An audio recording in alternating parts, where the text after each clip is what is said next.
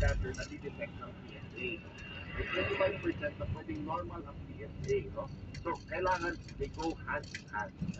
Digital rectal examination, pati yung itapos dugo na test na PSA or prostate specific antigen. Okay, alam mo madami, daming lalaki takot sa direct rectal exam or yung DRE.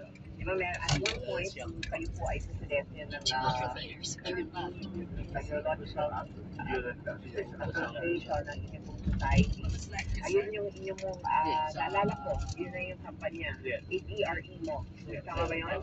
So, is this a gold standard?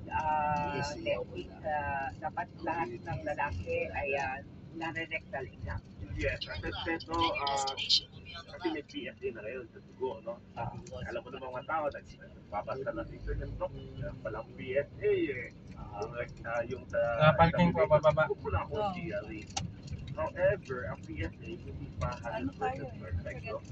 Hindi Medical arts detect lahat ng prostate cancer. May 25% na hindi na-detect na cancer. Wala namang Ayan nga, 716 tapos.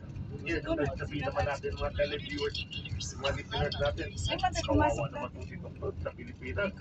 Dali yung mga ginagamit, may MRI na, may